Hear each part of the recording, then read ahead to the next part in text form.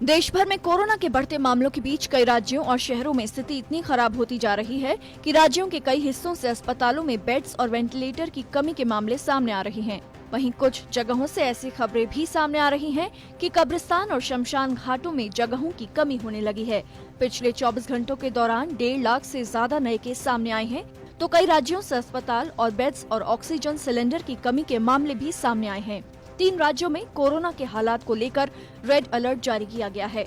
ये 3 राज्य हैं महाराष्ट्र, पंजाब और छत्तीसगढ़। इन राज्यों में ऑक्सीजन सिलेंडर की कमी है। इसके अलावा यहाँ वेंटिलेटर भी खराब पड़े हैं। साथ ही कोरोना से लड़ने के लिए यहाँ के अस्पतालों में बेहतर इंतजाम भी नहीं है। महाराष्ट्र की बात करें तो यहाँ के अस्पतालों से डराने वाली तस्वीरें सामने आ रही हैं। हालात ये हैं कि मरीजों को कुर्सी पर ही ऑक्सीजन चढ़ाया जा रहा है। बता दें कि महाराष्ट्र में पिछले 24 घंटों में कोरोना के अब तक सबसे ज्यादा 63,294 नए मामले सामने आए हैं। यानी अब कुल संक्रमितों की संख्या बढ़कर 34,07,245 हो गई है। उस्मानाबाद जिले में हालात बेहद खराब है।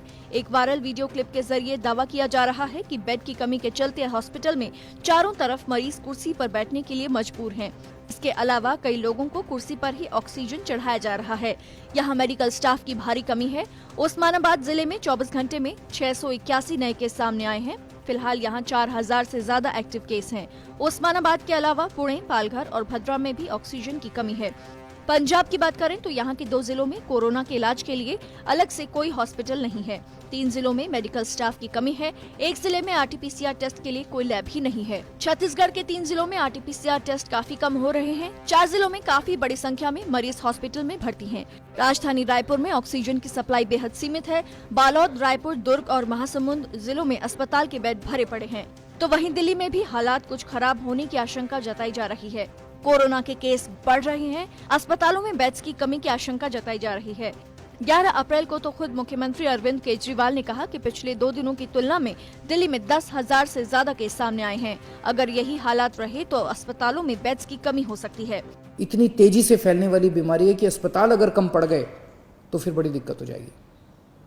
मैंने पहले भी कहा था लॉकडाउन के लिए कि लॉकडाउन के पक्ष में मैं नहीं हूँ।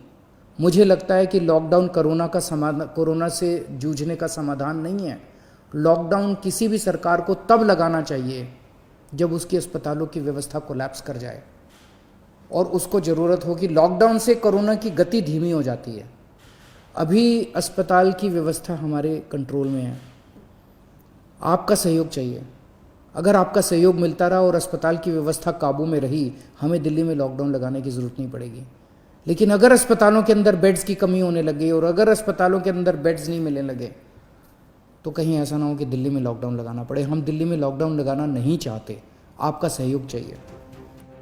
दिल्ली के अलावा मध्य प्रदेश के इंदौर और यूपी के कई जिलों में भी हालात गंभीर हैं। अस्पतालों में बेड्स की कमी है। आपको बता दें कि स्वास्थ्य मंत्रालय के आंकड़ों के अनुसार देश में फिलहाल कोरोना संक्रमण के एक्टिव केसों की संख्या 11 लाख से ज्यादा है। ये अब तक का सबसे बड़ा आंकड़ा है। देश भर में 70.82% एक्टिव केस 5 राज्य महाराष्ट्र, छत्तीसगढ़, कर्नाटक, उत्तर प्रदेश और केरल में है। तो दिल्ली, यूपी, पंजाब जैसे राज्यों में शमशान और कब्रिस्तानों में शवों की भीड़ है। शवों का अंतिम संस्कार करने तक के लिए परिजनों को 12 घंटे तक का इंतजार करना पड़ रहा है। ऐसे में लॉकडाउन की आहटें तो है ही, साथ ही हालात भी वाकई खराब होते दिख रहे हैं। ब्यूरो रिपोर्ट, न्यूज़ तक।